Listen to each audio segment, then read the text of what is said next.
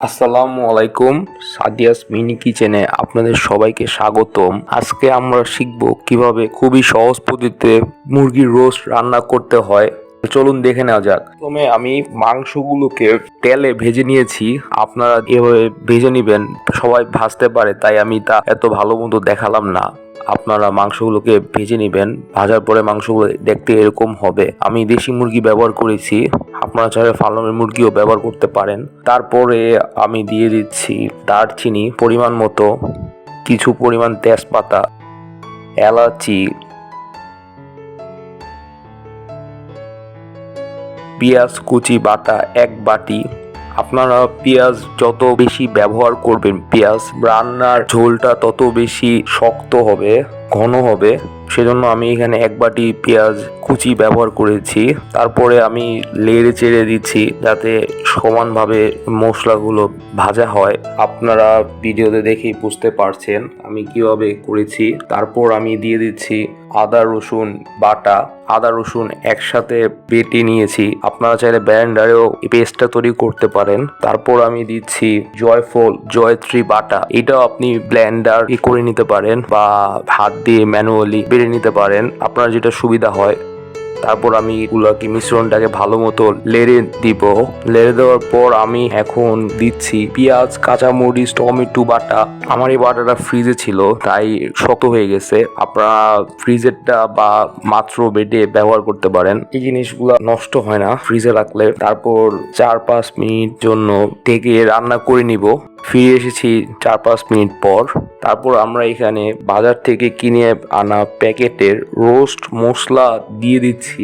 আপনারা এখানে যে কোনো কোম্পানির রোস্ট মশলা ব্যবহার করতে পারেন আপনার সুবিধা মতো। তো আমি পরিমাণ মতো দিয়ে দিলাম, এগুলো কোনো নির্দিষ্ট মাপ নাই, আপনারা দেখে দেন। এরপরে আমি দিয়ে দিচ্ছি টমেটোর সস দিলে খাবারটা খুব ভালো হয়। তারপরে আমি নেড়ে চেড়ে দিচ্ছি ভালোভাবে মশলা সবগুলো উপকরণকে একসাথে। তারপরে আমি দিয়ে দিচ্ছি টক দই। এই টক দইটা এরকম পাতলা কারণ আমার বাসায় টক দই ছিল না, আমি দুধ এবং লেবু একসাথে মিশিয়ে টক দই তৈরি করে নিয়েছি। আপনাদের বাসায় টক দই না থাকলে আপনারা এভাবে করে নিতে পারেন, আর টক দই থাকলে তো ভালোই। তারপর নেড়ে চেড়ে দিচ্ছি, আর লাল চাটা খুব ভালো মতো দিবেন। দেখেন কিভাবে উল্টিয়ে ঘুরিয়ে আমি নিয়ে নিলাম। পরে ঢাকনা দিয়ে 2-3 মিনিটের জন্য রেখে দিব। 2-3 মিনিট পর ফিরে এসেছি। তারপরে আমি দিয়ে দিব মরিচের গুঁড়ো স্বাদ মতো।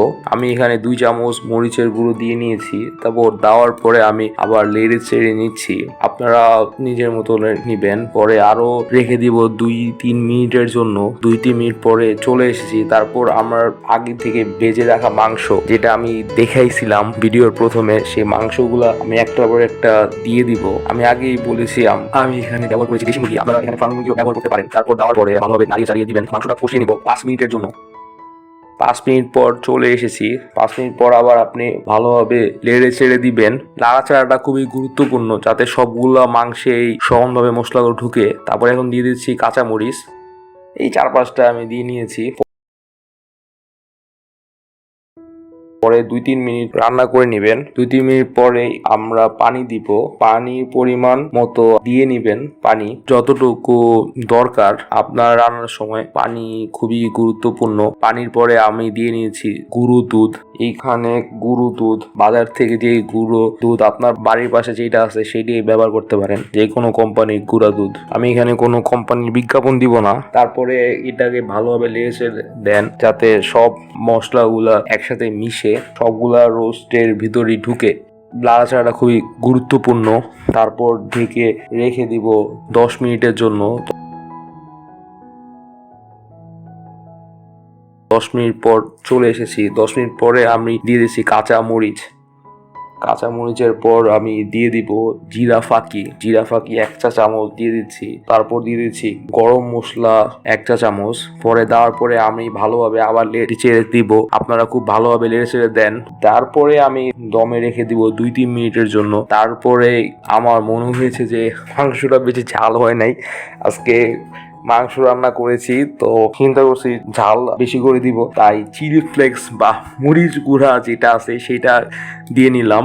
সেটা দেওয়ার পরে নাড়াচাড়া শুরু করবেন যাতে এই জিনিসটা সব জায়গায় ভালোভাবে মিশে। তারপর 2-3 মিনিটের জন্য আবার রান্না করে নিব। 2-3 মিনিট পরে আবার চলে এসেছি। এটা আমার আম্মুর হাত, আমি রান্না করি নাই, আমার আম্মু রান্না করছে আর আমি ভিডিও ম্যান ছিলাম, ক্যামেরাম্যান। পরে রেখে দিতে হবে 2-3 মিনিটের জন্য। ভালো লাগলে আমার ভিডিওটি সাবস্ক্রাইব করবেন। ভিডিও আমরা করা বন্ধ করে দিয়েছি। আপনি যদি পুরান ভিউয়ার হন, দেখবেন যে আমার ছোট বোন আগে ভয়েস দিত, আপনারা ভিডিও দেখেন, দেখে চলে যান, সাবস্ক্রাইব করেন না। সেই জন্য আমার বোন ডিপ্রেশনে পড়ে ভিডিও করা বন্ধ করে দিয়েছে। আমি হয়তোবা 2-1টা ভিডিও করব, তারপরে হয়তোবা আমিও বন্ধ করে দিব, চাই না। ভালো লাগে সাবস্ক্রাইব করে দিন, ভালো থাকবেন।